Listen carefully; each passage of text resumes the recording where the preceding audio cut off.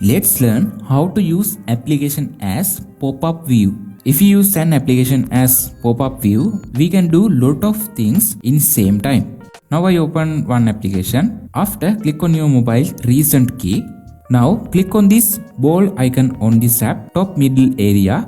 After, click on this open in pop-up view option. Now this application is going to be on pop-up mode. We can move this application like this, and you can resize it using these options. We can reduce the application capacity. Lot of features have on this pop-up view option.